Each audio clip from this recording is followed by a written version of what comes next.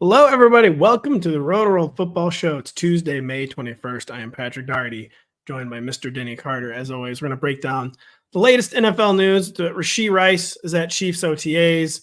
Aaron Rodgers is supposedly putting on a show at Jets camp. I mean, I've heard this one before. But Lamar and Tua losing weight. Najee Harris losing weight. They're all in the best shape of their life. The baseball cliche is coming to football. Chargers, Denny, are talking up Quentin Johnston. And I'm hearing you're saying never again, even though you never said yes the first time. You're like, I did not have any Quentin Johnston. Yeah, right. I've never had any interest. You're saying never again. Tee Higgins is upset still. TJ Hockenson doesn't know when he's returning. Bryce Young, whatever. I don't know if we'll get to that part. He's looking good in shorts. He's doing fantastic in shorts and t-shirts per new coach Dave Canales. Some stuff on Drake Maye if we have time. We might not get up. Before we start the show, I do want to take one quick, short, serious note and just give shout out to Mr. Evan Silva, who lots of people have built Rotoworld, but Evan's the guy who has built Rotoworld. He's the reason we are here at this website. He's taking some time off this summer to confront some health challenges. Nothing super dire, but he's taking some time off this summer. Just want to send shouts out to Evan. Evan, we love you. Absolutely. That sounded like a bit when I said we love you. I really do. Evan and I are kind of like brothers. I love Evan. And we'll see him soon. We'll talk to him soon. He's probably come on the show. A giant of the industry. And I'll always be thankful for him for accepting, believe it or not, Pat, a kicker article for me as a freelancer in 2016. Talking about how much I love Evan, I don't think I've ever had him on the show. We should do that once. We really should do that. Yeah, I never had him. Yeah, I mean, I love him, but he can't come on the show. I mean, right, obviously. We should have Evan on this summer when he's back to work. But we're back to work. But before we get back to work real quick, Danny, I do have a bone to pick with you. Okay. I didn't tell you this before the show, but you spent so many weeks telling me Scottie Scheffler, the next Tiger, and he gets arrested like Tiger, and yet Scottie Scheffler lost the tournament. Where's your God now?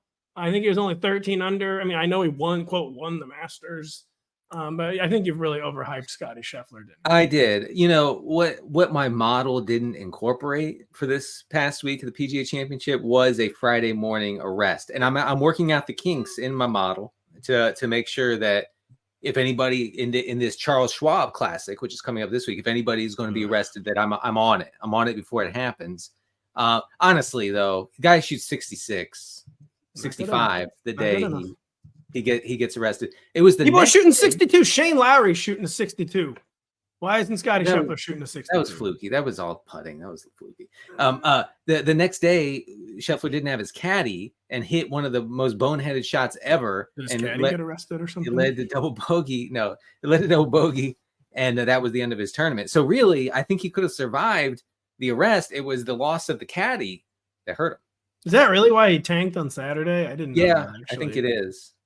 I didn't watch a second of it on Saturday. I watched a lot on I had a very unconventional golf major viewing where I watched a lot on Thursday and Friday and then 0 seconds over it. I tend to do that because of the kids on the weekend. By the way, Denny is like, I'm a man of the people, blah, blah, blah, blah, blah. My yard gets bigger every day, blah, blah, blah, blah, blah. Before the show, you're talking producer, you're talking about Bryson. I know you're falling for, he's trying to be man of the people. It's a fake. It might be a fake. Look, it might be, but this is a new Bryson. Okay, he's not the hothead, the unlikable hothead he was from 2020. Okay, this is a new guy. He's trimmed down. He's mentally, I think better. And honestly, I told our producer Adam for the show, I miss him. I miss Bryson. You don't miss him. He's putting with you in your backyard. You're probably neighbors. No, listen, I miss watching a guy for no reason hit an 8-iron 230. I just, there's no reason for him to do that except for to show that he can, and he does it. It's exciting. He's an exciting player. He's running up and down. He's fist pumping.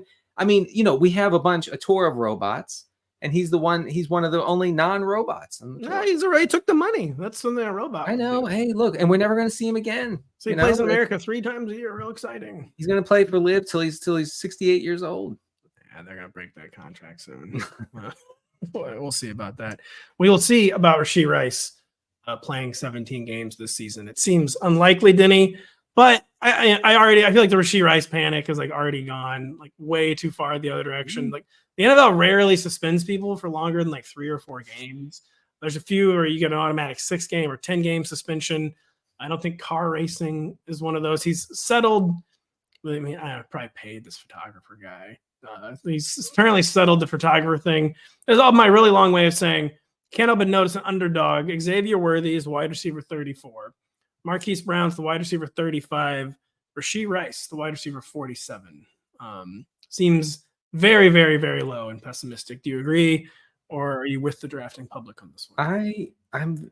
How can you take Rashee Rice and think that like guarantee that he's going to play? It takes the NFL to suspend. But Alvin Kamara assaulted someone like 5 years ago, and he didn't get suspended until last year. Wait, what was the second thing that Rice got in trouble for? He I think he like roughed up a photographer at a club.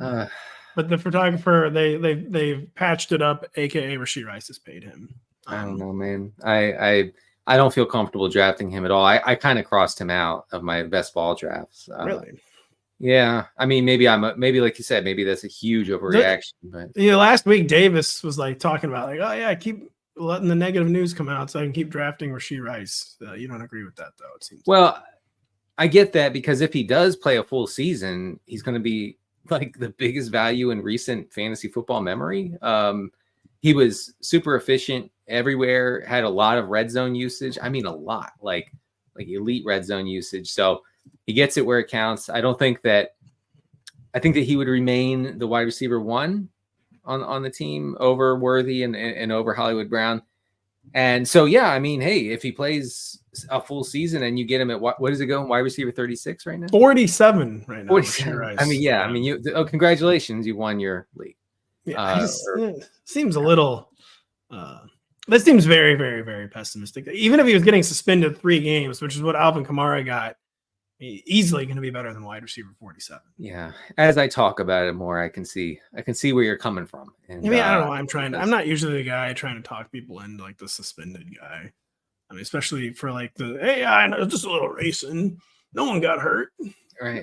Is it illegal to drive your car now? Is it illegal to drive 120 and a a 40 now? And the cops like, yes. When did that happen? Yeah. It's highly illegal. That's why you've been arrested. All right, fine. It's very dangerous. Yeah, I don't know. Wide receiver 47, though, that seems really Marquise Brown. We're doing. If you're top 36, like you serious? No. I'm not talking. I mean, yeah, come on. He's gonna draw a lot of defensive pass interference down the field. That's gonna be fun. You're gonna. Only Marquise Brown could ever get a good quarterback. Right. Like, yeah, he's only had Lamar Jackson and Kyler Murray. If you ever get anyone to actually spin the football, he'll actually be good. He'll never. I am excited about Worthy. I think if you can get a non-boneheaded receiver on the Chiefs, I think it could be fun. You know, a guy who's not Sky Moore, who's not Kadarius Toney, who's not MVS, who's not making catastrophic mistakes every single time the ball comes to them. I think that could be enjoyable for fantasy, and so I'm excited to see what Worthy can do. Especially as a short area pass catcher. Yes. You know, I think Andy Reid is not going to just say, hey, look, remember look at what MVS did. You just do that. They're not going to do that. No, seems pretty clear they're not going to do that. And Rashee, by the way, it's all prompted by Rashee Rice reporting to OTAs. Yeah, Rashee hopefully stays out of trouble the rest of his NFL career. Not a good. I will say another incident. We could be talking an entirely new conversation, but wide receiver 47 indicates that you're expecting him to miss like a third of the season, probably. No, it's more like half. Maybe half the players miss a third of the season, basicly. That's like 4 games. Well, yeah, no, I was just saying that's 4. 4 games is less than a quarter of the season. No, it's not 4 games. Yeah, never mind. Yeah, it's not quite that.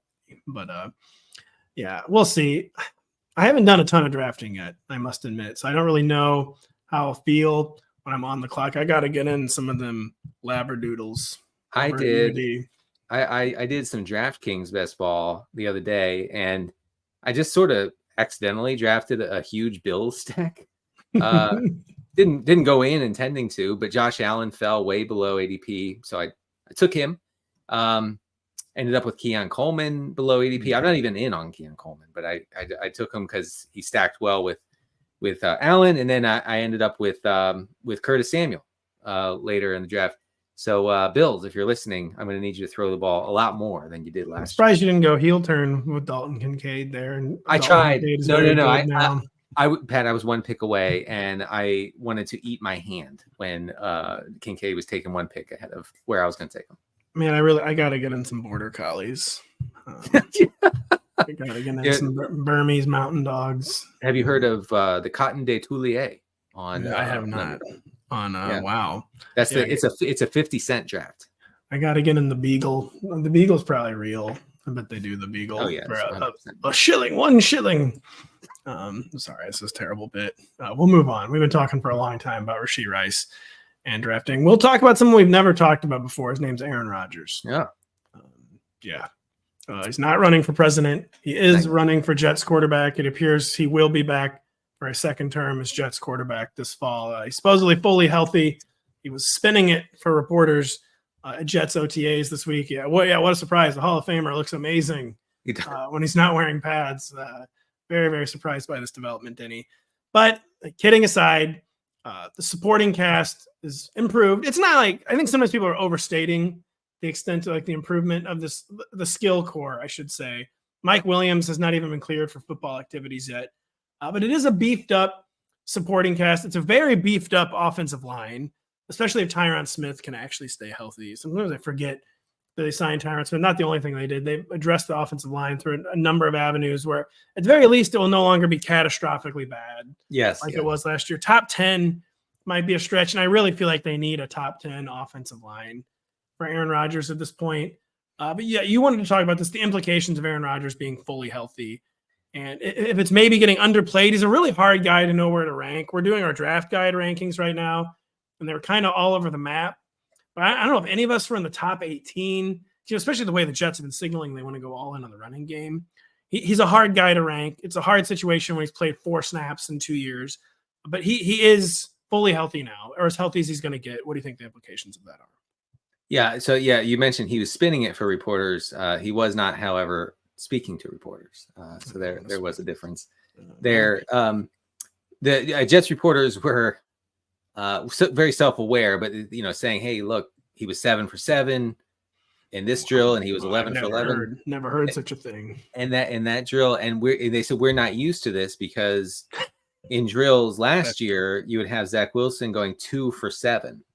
Going 1 for 11 in drills where he said it's layups. It's a layup drill for quarterbacks, and the Jets quarterbacks last year couldn't even do that. So I think just that sort of feel for this Jets offense is going to be great. Honestly, I think for Garrett Wilson, I'm drafting him a lot in best ball. I feel like he's like one of the safest players target wise. And Breece Hall, I think, is going to see a lot of action. We talked about him. I think has a chance to lead all running backs in targets. And I know that traditionally Aaron Rodgers has not been a guy who drops back and throws to the running back position. But you're talking about Aaron Rodgers from pre-Achilles. You're talking about Aaron Rodgers from Green Bay. Okay. I think that can change and probably will change. That one thing I did see the Jets reporter saying today about OTAs was that there was nothing downfield. Now, I don't know if that was not the design of the drill or the 7-on-7s that they were running. Maybe there actually were no receivers running downfield. That would make sense. But I think we are going to see a lot of short area passes, and so it's a lot of easy stuff. A lot of easy stuff for Hall and for Wilson. I wanted to mention a little sicko option here for best ball drafters, whoever else is engaging in fantasy this time of year. Tyler Conklin. Yeah, I knew you had to say Tyler Conklin. I'm going to be writing him up in the draft guide, by the way. Some call him Conk Daddy. I don't. I think it's weird. But Conk Daddy, 85 targets, 13th among tight ends last year. I don't know how that happened. He had 85 targets since when? I have no idea. 9th most routes, 9th most pass routes among tight ends. When did this happen? Well, he just flew under the radar last year because he didn't score any touchdowns. It was like 2 or 3, but he was one of their most dependable targets. Aaron Rodgers, pretty long history of targeting the tight end position. I think he's just grossly underdrafted and undervalued so far this summer. And that, at the very least, some people might say, like, who cares about this? But he's going to be a top 18 tight end. I think he's 21 or 22 right now. And he could sneak in to the top 12. I think last year, in terms of tight end yardage, he was top 12. And he's just been painfully overlooked. And he did that, almost league worst quarterback play. You could argue that was one of the reasons he did produce. These are terrible quarterbacks. They're just like, where's the tight end? I'm scared. I'm going to check down to the tight end. He was 13th in tight end yardage last year. But it makes all the sense in the world for Tyler Conklin to at least repeat last year's 600 yards, I feel like, and to probably double the touchdowns. Because, those 600 yards last year, I said he scored 2 or 3 touchdowns. He scored 0. If he had scored even 2 or 3, he would have been like a top 14 or 15 tight end. And he just seems like a guy slipping through the cracks. He might get talked up a lot this summer, and that ADP might really rise. But he's one of the – as much as a sleeper exists in fantasy football anymore right now, I think Tyler Conklin, for like the fifth time. I had no idea you were on the Conklin bandwagon here. I am. Because the counting stats were very impressive except for the touchdowns. But the Jets didn't really score touchdowns last year. He's going to get a lot of easy stuff, a lot of easy looks. Nobody's going to draft him. Look, every year there are tight ends you pick up off the waiver wire in week 2 who end up being plug and play guys throughout the season. And Conklin could very easily, I think, be that. Rodgers is not throwing down the field this year. Even if the protection's way better, he's not doing it. Yeah, it's hard to see, especially because this Jets team is really good. Really, an elite defense. That Mike Clay from ESPN, I think, picked them to win the Super Bowl. He did. Okay. Mike Clay is not he's not a takesman either. No. So I was a little stunned by that. No, but yeah, Mike, and he had a good point. Look, this is a great defense that had an abomination of an offense attached to it and often dragged that defense down last year, right? So even if you can get just a mid-level offense, which I think is pretty safe, you're talking about a real contender, okay? And so this team will be good. I think you have to look at it in that way because you're talking about maybe more volume for Breece Hall if they have the lead in a lot of games and they're looking to establish it as they say. I think Breece could be the beneficiary of that. Not to get too in on Mike's take, but the problem for any AFC team is that without Patrick Mahomes is that say you do happen to beat Patrick Mahomes, then you also have to beat Josh Allen. You also have to beat Lamar Jackson. You also now have to beat CJ Stroud. Even if you have to beat Jim Harbaugh, where if the Jets are even being like a top 8 or 10 team, it's gonna be very hard for the Jets to win the AFC, let alone the Super Bowl. And I mean, and it all depends on Rodgers' health, all of it. It does. Man, does it ever? Who's the backup now? I believe Tyrod Taylor. Tyrod Taylor, yeah. Yeah. Who will also get hurt instantly. So who's the number 3 on the Jets? Colby Suits. Or Jordan Travis, who is not healthy. Wow. Hopefully they have a good number 3 quarterback. Yeah, I mean it's a fragile roster build since it all hinges on the Achilles tendon of a 40-year-old who hasn't played since 2 years ago. So we'll see. And was not good then either. He wasn't good. That's really the part that's been overlooked. Not everyone overlooks it. Last time he played, he wasn't even good. Wasn't good. At least by his standards, it was his worst season since his rookie season. Better than average, I guess. I don't really know what to say. I got swamped by Jets fans the other day when I suggested that Rodgers was 40 years old coming off an Achilles injury, and that's not good. And they said, no, that's actually good. That's the way we like it. The AFC versus the NFC, man. No wonder Fox and CBS, they're getting rid of the traditional CBS is the AFC network. Fox is the NFC network because they can only get by on this Giants, Cowboys gruel for so long. They need some actual good quarterbacks on Fox. So they have come begging for AFC games and gotten. Yeah, and they're taking anything. They're taking Jags Titans. They are. It's sad. Which, as you said on the X platform, it's anarchy. It was horrifying. I mean, this makes no sense to me as a football consumer. The fact that I'm going to turn on Fox and watch the Jags and Titans. No, you're going to see the Texans and Colts on Fox. Just be serious. We are a nation of norms. And just be serious. The guardrails are down. They are. The Colts more than any other team do not play on Fox. They just don't do it. No, they play at Fox. It's because they're in Dallas. They're in the Meadowlands. Yeah. They're at Philadelphia. That's when you're on Fox, the AFC road team, a home game against the Texans. It is just sacrilegious. I mean, it doesn't matter for me since I refuse to watch anything that's not on NBC. But yeah, it still sounds bad. And it sounds very, very bad. What sounds good in theory is Lamar Jackson and Tua Tagovailoa losing weight, Denny. But I mean, does this actually matter at all? Like, why are players who's always adding and gaining? Like next year, Tua, like I decided to add 20 pounds. Yeah. Well, 2 years after that, he's going to lose 32 pounds. What did you have for the folks on Lamar Jackson and Tua both showing up slimmer this spring? So Tua is listed at 215. He said he lost 15 pounds, or Cameron Wolf from ESPN said Tua lost 10 to 15 pounds. Okay. To get down to 220. So I don't really know what's going on there with that discrepancy, but what I'm hearing, what I'm understanding is that Tua played well above 230 last year, which is awfully heavy for a guy who's 6'1", and I think we saw, some of the consequences of that. I mean, he got bigger because he wanted to absorb hits, and he learned how to fall with jiu-jitsu, and that's all to his credit. I will say I noticed, and we talked about a few times last year how incredibly immobile he was, where he was just a statue, Phillip Rivers as statue, where as soon as the pressure got to him, it was over. He couldn't even begin to create out of pocket. Okay? He never even, the scrambles resulted in nothing because the scrambles never developed. He couldn't move his feet fast enough to start the scramble drill. And so if he can do that, and I guess that's kind of a big ask and a big assumption, but if he can do that, it does change the dynamic of this offense, which is, like we've said, I mean, this is Mike McDaniel calling a play, and if it's not executed 100% as he imagined it in his head, it's not going to work. And so if Tua can create out of structure a little bit like Brock Purdy, say, who's not, Brock Purdy's not Lamar, but I mean, he gets out of the pocket and he can do some things. If he can do that, I think it's a whole new ball game for Tyreek, for Waddle, for everybody in that offense. It's a good sign that Tua at least realized like that wasn't tenable. The thing where like the second the play breaks down, it was just over. There was just nothing, absolutely nothing after the play broke down, like you said. That they couldn't run it back with that. Just straight up, there was no more juice to be squeezed if that was the offense again.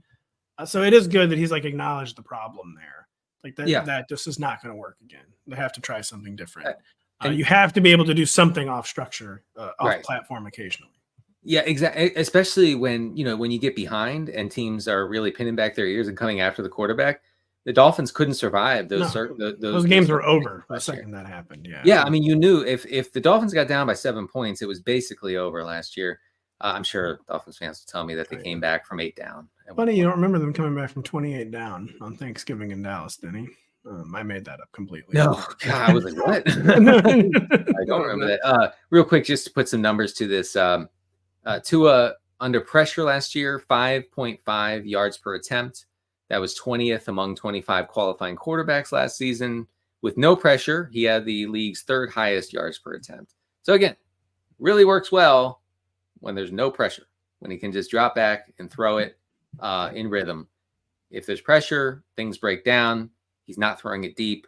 He's not throwing it even in the intermediate part of the field. It'd be cool. It'd be cool if he could get his feet moving a little bit this year and do some things out of pocket. Why do we think Lamar is losing weight? He's still an elite runner, but the truly game-breaking, like explosive runs have been a little more rare. Like he's still quite frequently doing like 10 to 12 yards, but didn't seem like he's doing like 20-plus yards as often the past year or two. Do you think he's just trying to get back to Mr. Game Breaker? Or what? Yeah, I mean, so he showed up last year to off-season workouts, jacked, like looking like Bryson DeChambeau circa 2020, okay? And we miss Bryson. So he's down to 205, which is quite light. But that is, I believe where he was playing in 2019, his MVP season, when he rushed 135 times in that season. We're not getting that back, by the way. That's leveled out over the past 3 seasons. He's been in the 80s, between 80 and 90 rushes. So we're not getting that 135 back, unfortunately. But yeah, I mean, his rushing did drop off in some ways last year. Still very high yards after contact per rush, but He had only 5.5 yards per rushing attempt last season. That was by far the lowest of his career. His career average heading into last season was 6.5. So that's a whole yard drop off. He's still being used quite a bit where it counts. He had 13 rushing attempts inside the 10 last year, 9 in 2022. Of course, he had 15 back in 2019, his MVP season. Well, his first MVP season.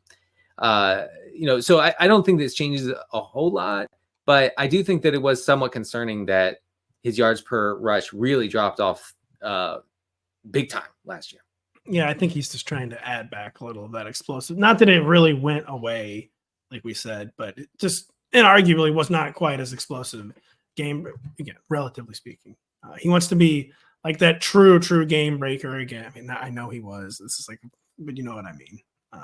He wants to be, instead of 10 to 20 for the upside for the run, he wants it to be like 30 to 40 again. And we would love that.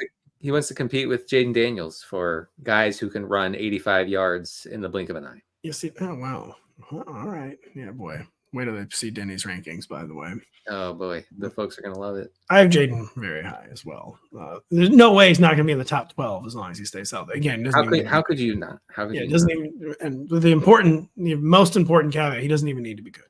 Does not need to be good. Doesn't matter if he's good or not at all. It doesn't matter if Najee Harris is good or not. I think someone pointed out that we had joked about this in a recent show, that there was a report about him losing weight, and it did just instantly materialize. He has reported in the best shape of his life. He's changed his diet and workout routine to lose weight ahead of him. A guy should have maybe thought of this before everyone thought he was bad, including his own team.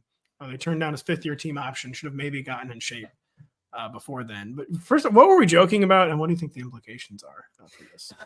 Well, I think we were saying like the reports are coming where Najee is going to be trimmed down, svelte, looking good, and he's apparently reportedly obsessive about eating salad or whatever he's doing now. Wow. I mean, we're going to get salad stories. That's what we get, this time of year. I remember all the Shaq salad stories every year late in his career. It was a reporter sitting down and being like, Shaq ate salad in front of me. He's taking this seriously. So Najee Harris eating a lot of salad, and that's good. I mean, just generally for gut health. And I don't know. I see a lot of people I respect saying he's like a very clear value because he plays in what will be like a insanely run heavy Arthur Smith offense. And I get that. I also am hesitant to go in on him because I don't think Jaylen Warren's going anywhere, but you hate Jaylen Warren, right? Well, I just feel like Jaylen Warren has the classic curse of any change of pace running back where the coaching staff, once any coaching staff has branded you a change of pace back, you're a change of pace back forever. Yeah. It doesn't matter if they bring in a new coordinator, if they even bring in a new head coach. If you go to a new team, say, hey, it's the Lightning. The guy changes his pace. All right. Sometimes pace needs to be changed. And Arthur Smith now has some accent that is very bad and I can't place. But I just feel like there's not another level for Jaylen Warren to ascend to. Right. And he's always drafted as like this is the Jaylen Warren breakout year, man. This is the year. And where he basically needs to be like Austin Eckler to get into like the top 18. I just don't really see an Austin Eckler type season coming for Jaylen Warren. It's kind of just always what I come back to with Jaylen Warren. Yeah. And I do understand that. I struggle in like full PPR formats to go with Harris over Warren. But maybe I'm overthinking it. It is Arthur Smith who had disdain for the Lightning in last year's backfield in Atlanta, Bijan Robinson. Yeah. Absolutely loved the Thunder and Tyler Algier, but had disdain for the Lightning, Denny. That's a good point. And I guess Warren's the Lightning. I said he's going to have to be Austin Eckler. I will admit, kind of forgot he caught 60 balls last year. I thought it was more like 45 or 50. He was very, very inefficient as a bat. He was Mr. Efficiency as a rookie. I haven't dug like super deep into it. He was way less efficient as a pass catcher last year. I don't quite remember the root causes of that. I would have to go digging around on PFF and next gen stats, but I just don't know if the next level is coming from Jaylen Warren. It's a dangerous game to bet on the next level for change of pace running backs, especially when the Thunder's still there. Warren was outside the top 25 running backs in routes run last year. Played all 17 games. so it's not like he was out there, running 70-80% of the routes for Pittsburgh. And, this is going to be a low volume offense as well. I don't know what to do with this backfield. I'm torn, man. Just draft the touchdowns. Although that is, I have never drafted, and this is actually a true story, in any of my season-long leagues, like my home leagues, I have never drafted Najee Harris until last year. He just kept falling and falling and falling in my home league. I'm like, whatever, I'll just draft some touchdowns. And they never came. Ever. And it was a horrible pick. Everyone made fun of me instantly. Even like my home normies. You work in the industry, really? Taking value. That's shocking because, normies, no offense to the normies. No normies. Well, they're out, man. They're at the normies get scarred and haunted like really fast. They don't care. Like, it was just inefficient. It was bad. Oh, okay. It was just usage. They don't care. Like they get burned, which is of course the far better approach. No, don't worry. This year will actually be good because they never ever are. Like Kyle Pitts will actually be good this year. It's fine. Don't worry about it. Yeah, you're right. We might want to start acting more like casual drafters who get burned by a bad player once and say, okay, I'm done with that. Never do that. Whereas we spend 18 podcast episodes talking about how that guy was unlucky, how a victim of circumstance, how if you extrapolate this and this and this, then he would have been RB1. Yeah. Denny's eating salad. He's eating. The salad is big. Denny's going to eat a salad during this break. We'll be right back after this. Get ready for the greatest spectacle in racing this Sunday. The world's fastest drivers go head-to-head for a chance to claim their place in racing history. It's the Indianapolis 500 beginning at 11 a.m. Eastern, only on NBC and Peacock. Denny, after you sink a putt, like a real critical putt on your full 18-hole golf course in your backyard, do you ever just douse yourself in milk like the winner of the 500? I do. I have streamed that on the X platform, formerly known as Twitter. You have streamed your next door neighbor, Bryson DeChambeau, dousing you in milk. Oh yeah, right. I live right next to next to Bryson. He lives on the horse farm behind me. He does. He rides horses shirtless all the time. He does. You have actually raised that with the HOA, right? Which I would do too if I look like Bryson. I would be shirtless all the time. They're not doing anything about it. Denny, hear me out. The Chargers GM, how do you say this guy's name? Hortiz? Joe Hortiz has said Quentin Johnston is really going to launch in a second season. And so, okay, again, I'm referencing, we've done our rankings for our draft guide that we're working on right now. They're just our initial rankings. They'll be changing all summer. We'll look back at some of the stuff. It doesn't matter like how much time you spend working on rankings or if your job is literally like to think about fantasy football all day like us. You do rankings and you can look at them like 2 weeks after the fact. Like, yikes, why did I do that? Yeah, I have absolutely no idea why I put that player there. But I put Quentin Johnston a lot higher than everyone else. I had him in the top 50, which is very high. I think like wide receiver 49, because this, unlike the rest of the industry, I like the rest of the industry. I don't think he's good. Unlike the rest of the industry, even though it's a new coaching staff, a new brain trust, I don't think you can just you're not going to just end the game after one season on a first round receiver. And as much as I joke about Jim Harbaugh, like probably being overawed by Quentin Johnston going nuts against Michigan, it's the only game he's ever seen him play. He saw at least what Quentin Johnston in theory is capable of.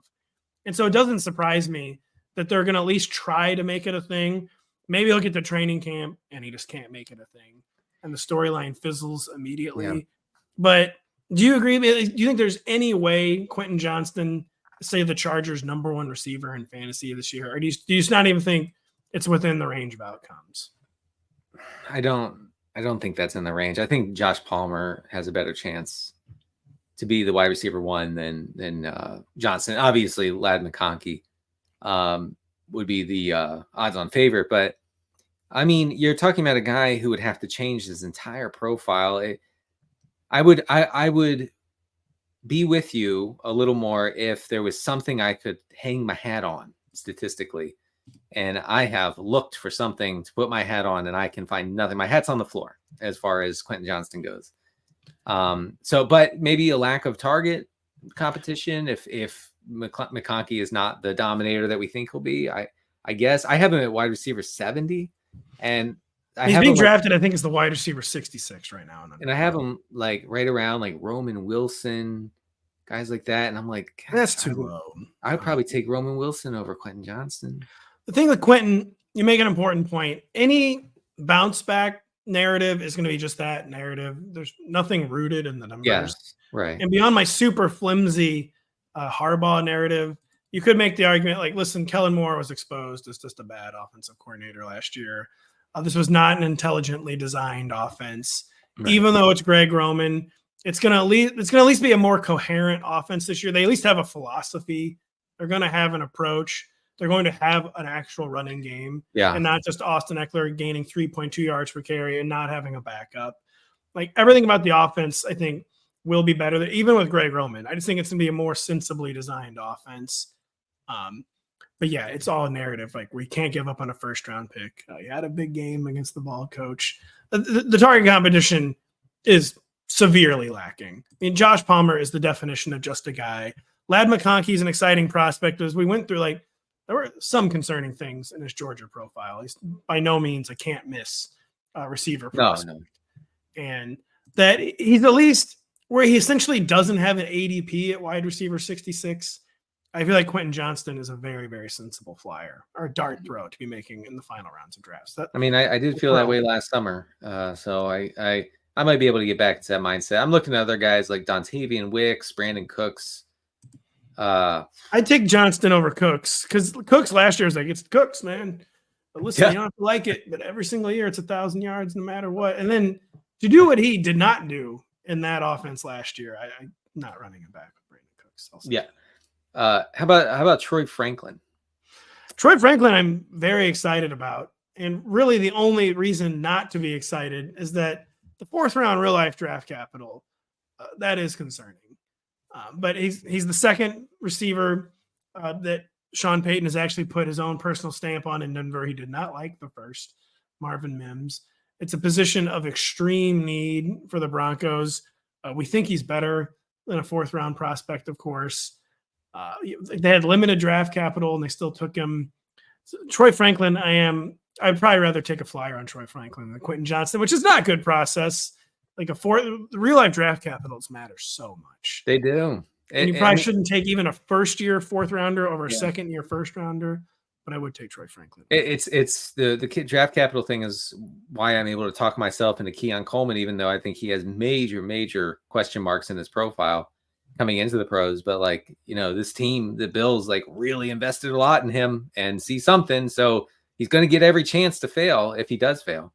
And he will fail. But well, he's a nice guy. Leave him alone. Well, we had a blurb recently on Troy Franklin, but I cannot find it. We had an interesting blurb, I thought, on Troy Franklin. He did catch a touchdown with no defense on the field the other day at OTAs. That was, I think we have to incorporate that in our rankings. We do. We must adjust. We have to. He caught it inside the 5 and he just walked in because no defenders. All the good players I pile on. And then I just made a positive. Today I've made positive cases for Tyler Conklin and Quentin Johnston. Off season off to a great start. Here's the thing. It's May, and this is what we do in May. Yeah, it's off to a great start here. More and more people are saying that Quentin Johnston might be good this year. I am the only one saying that. You are. I think me and the Chargers GM. The Chargers GM is saying it. Yeah. ESPN. I can't even say ESPN anymore. ESPN's Adam Schefter is saying that Bengals wide receiver Tee Higgins is still not signed as a franchise tender. We already knew that. But basically that the implication of the report, he's not close to signing. We don't really know when he's going to report.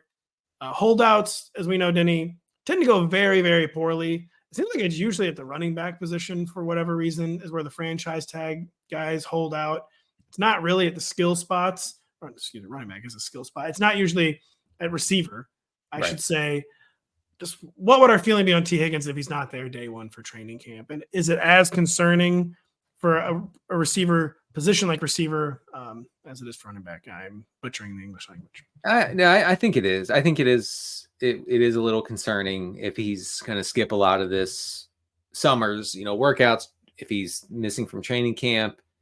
I'm not in on him anyway. So it kind of makes it easy for me to be like, all right, like your profile is not great and you're not at summer practices, and I'm good. And you're hurt a lot, My list. I know Burrow missed a lot of time last year, so take that into account. But we're talking about a guy in Higgins who had a similar yards per route run last year as Demarcus Robinson and Demario Douglas and Josh Downs and Adam Thielen. I don't know. I don't know where the appeal is here, except for contingency value. He does blow up when Jamar Chase misses time or is limited, right? So I guess you have that going for you, but at his ADP, I'm not interested.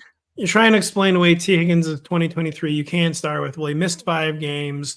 Joe Burrow missed a lot of time, so of course he wasn't going to be as efficient or as explosive. But Tee Higgins is one of those guys where it's not good news that he missed games because he's missed a lot of games. He's never had like a 2-month injury, but he's banged up a lot. 5 games was a new career high for him. 5 missed games was a new. And the blood is not good. It's bad between the Bengals and Tee Higgins. It does not seem good right now, and it's weird. These disgruntled franchise tag players almost never just go out there and like light it up. They're always like, I don't know if it's like the team like subconsciously tries to sabotage them too, on the way out the door. Right. I don't know what it is, but it has a tendency to always go back. I think there are a lot of red flags here. I'm not saying that I will refuse to draft Tee Higgins no matter what. Of course, I'll take him if he falls like well below his ADP, whether it's best ball or whatever. And especially look, if you're keen on stacking the Bengals, if you get Burrow and Chase early, you might as well. I mean, I do think that if you're going to act like you're right, which is a big part of best ball, in saying that Burrow is going to have a big season, a lot of touchdown passes. That's because that's the only way he's getting there. Is a lot of touchdown passes. He's not rushing at all. So that means that Chase is going to benefit, and that means somebody else is going to be along for the ride. It probably is Higgins. Current ADP is wide receiver 26. So probably the first time since his rookie year he's been outside the top 24 receiver. The discount is potentially developing. In a vacuum, how does wide receiver 26 sound to you? Is that around? Not awful. I would be inclined to take him if he fell to like wide receiver 30-ish, and maybe that happens if he misses enough time with the contract issues this summer. Denny, would you say we must adjust, by the way, with the Joe Burrow new hairdo, the haircut? Is that real? I think it's real. I guess I haven't confirmed that this is real. Okay, because I've seen it. Yeah, he has long, very, very long hair. He looks like Anakin Skywalker. He does. Everyone's making the Anakin comparisons. It looks like it's fake. Is it fake? Okay. I'm pulling up a video. Yeah, his hair is not. Yeah. So I don't need to adjust. Never mind. Yeah, it's okay. I mean, it looks horrendous. Whatever's going on there, AI, whatever's going on, I don't like it. AI, please don't do that again. Don't do that. Yeah. 2 seconds of research here. The tweet: sadly, Joe Burrow's new long hair meme is not real. Sadly, it is sad. I'd say sad. Oh God, we like weird stuff. We it's like not. Anakin Burrow. No, it's not. Oh, by the way, Justin Herbert got a haircut. Apparently, man, I just went from I've been a Harbaugh. I hate Harbaugh now, man. Why? You don't make him cut his hair. It's the only reason he's even good to begin with. Hey, no, man. If I'm coaching a team, you're cutting your hair. You're shaving every day.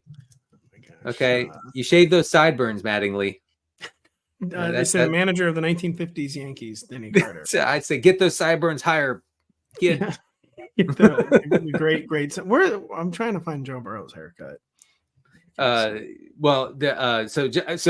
one of the Chargers reporters tweeted out a picture of Justin Herbert and being like, "Hey, new haircut for QB1," but he was wearing his helmet. I see the new haircut. This one's actually concerning. It's a half measure. I just assumed it was gonna be a Harbaugh buzz cut. It's still like long. He's still got bangs, but it's just not long in the back anymore. This is actually kind of concerning. It's concerning. He needs either a long hair or a buzz cut. I don't know what this half measure is. It's not good. We are taking now we'll be right back after this. I don't have a segue. We'll be right back after this. Grand Slam tennis returns to Peacock next week when the biggest stars face off on the clay courts of Roland Garros. Don't miss the French Open May 27th through June 9th, only on NBC and Peacock. Don't know if it's actually only on NBC and Peacock. I might have to fact check myself there, but it's primarily on NBC and Peacock. And I'll be watching. It's the only way I'm watching it. I'll be watching a ton of the French Open on NBC and Peacock. Denny, we were talking about Yannick Sinner before the show. Denny knows tennis players.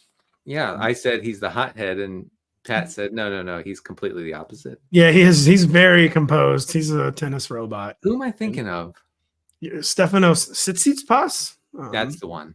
Tsitsipas, or the real hothead is Kyrgios, Nick Kyrgios. Oh, yeah, right. Where he basically conducts family therapy on the court. It's very healthy. Wait, with his dad? He like screams at his box the entire time. He like blames everything that's going wrong in the match on his box. I'm not kidding. How do you operate like that? I don't know. He like blames them. Like if he like shanks a shot, he acts like it's because they didn't like support him hard enough. Oh my goodness! Wow. Tsitsipas also loses his cool quite often. I had a situation not similar to that, but in the same vein as that. I was coaching flag football on Sunday, where my son asked me, why aren't you getting the ball to the good players? And wow. And I said, don't question me. Do not. I said, we are spreading it around.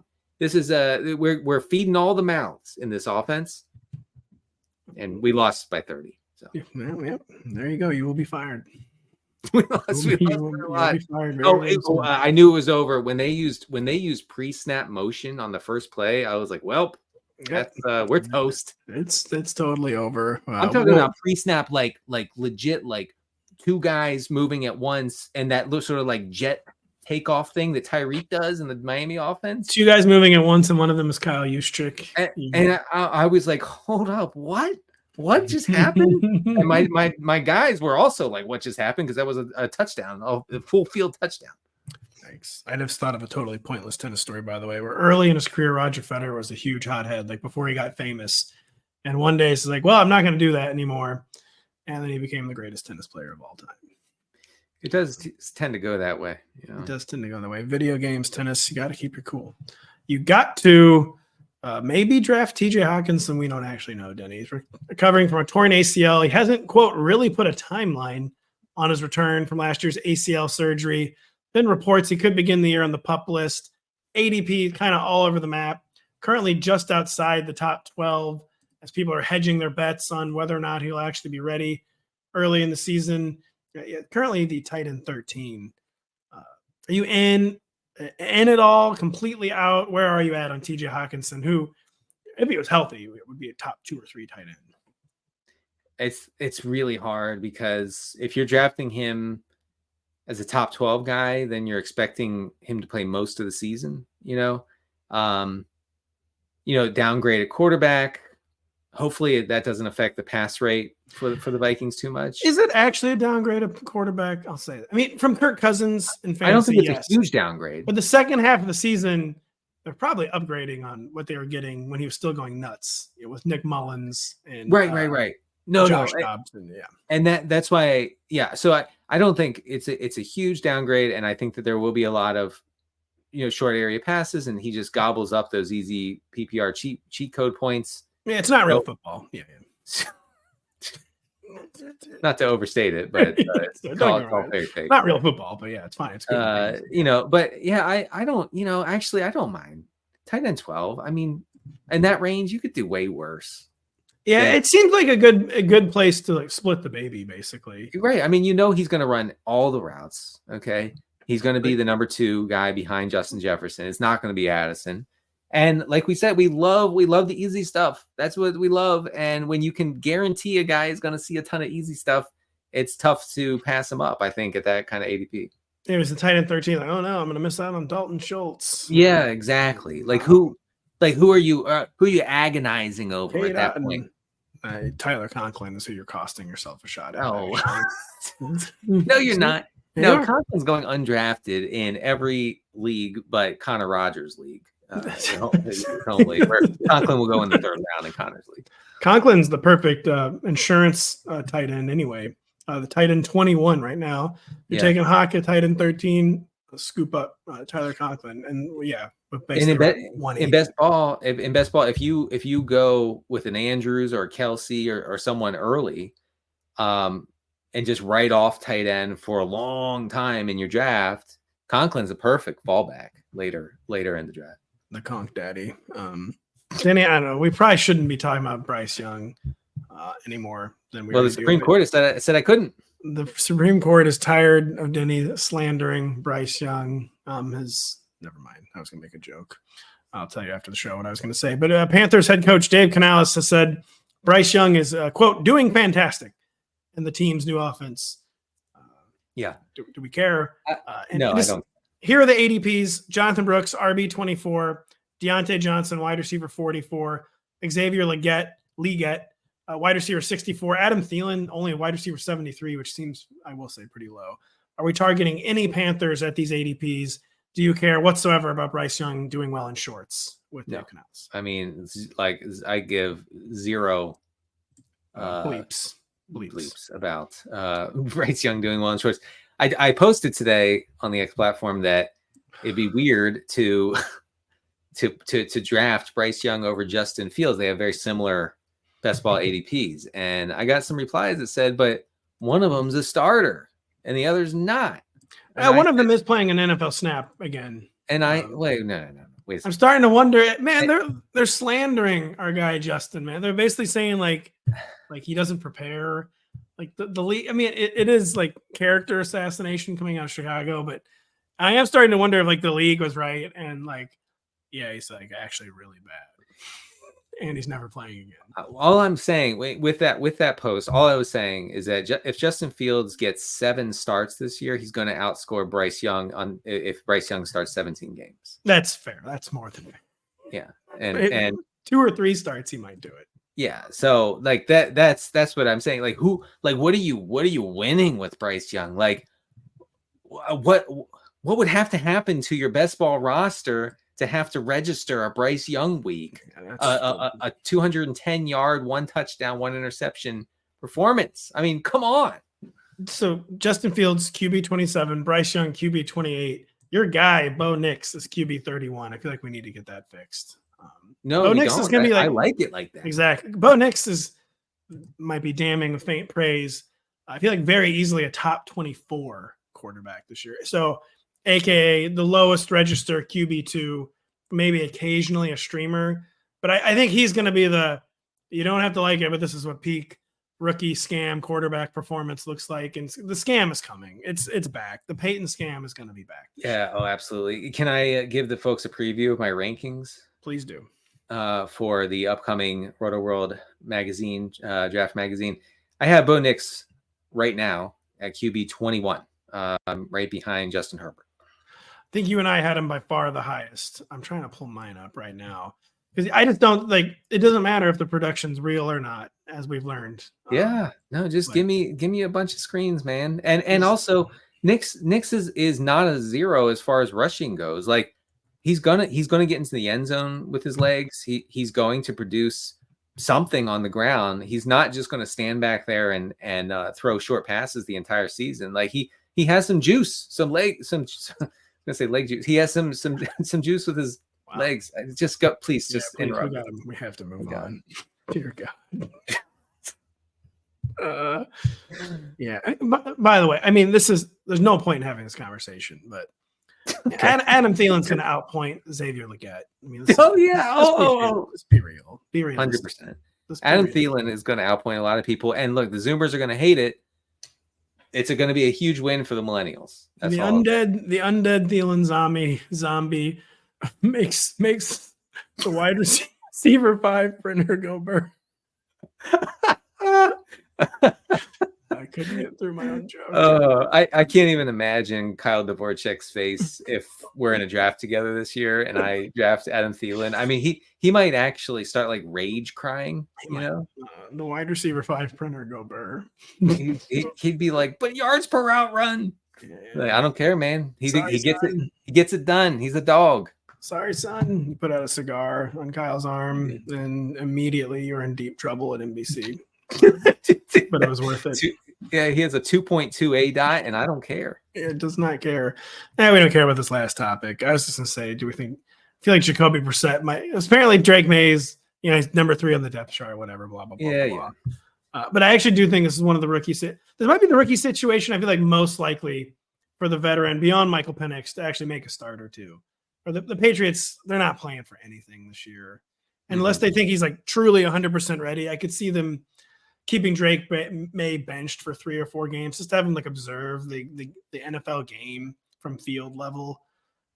Do you agree with that at all? Do you think Drake Maye will be out there? Well, yes, because I think they have a viable alternative in Jacoby Brissett. I mean, Brissett he can manage the heck out of an offense. We know this, okay? He can show the kid how it's done. I mean, Drake Maye is going to play a lot this year. I mean, that's a guarantee. Will he start the week 1? Maybe not. I mean, I think there's a decent chance that he does not, that it's week 3, week 5, something in that range. Yeah, I definitely do not think he's a 17-game sitter. But I mean, the Patriots are straight up not competing. They have 0.0% chance of making the AFC playoffs. And I think they would actually maybe benefit just from having Drake Maye just observe Jacoby Brissett for 3 or 4 starts in September and to see how it goes. I will say, as far as like how we can leverage this for fantasy, I've noticed in best ball, like Drake Maye basically dropping to like non-applicable status. And I like that. I will take him. You can take him as your QB3, like really late in the draft. And who knows, he gets 10, 12 starts, maybe more. And he has some hair on fire games where he rushes for a couple scores. Could be fun. He's the QB29 going behind Bryce Young and just ahead of our poor guy, Daniel Jones, man. Oh, Daniel Jones no one's ever been down worse. I mean, in no universe would I draft Daniel Jones. In none. 0 universes. I will not. I'll draft anyone else. I will draft Drew Lock over Daniel Jones. There's never been a quarterback era more over than Daniel Jones. So I'm putting out my GM rankings this week. Hopefully, I think I am on Thursday, actually. All right. And like not trying to be funny, not a bit or whatever. I do the Giants write-up just as I take it as like an article of faith. Like this is all about finding their quarterback next spring. Like Daniel Jones has 0.0 chance of being back in 2025. Like this is all about the Giants. It's kind of a wasted year as they just wait to see who they're going to get a quarterback. Right. And because the Daniel Jones thing is just, it's hard to go more poorly. I really wish Brissett had gone to the Giants. That man, he would have fed Neighbors. Oh man, that would have been good. It is sad. We'll be back though later this week. So for Denny Carter, I'm Patrick Daugherty. Thank you for listening. We'll talk more fantasy football on Thursday.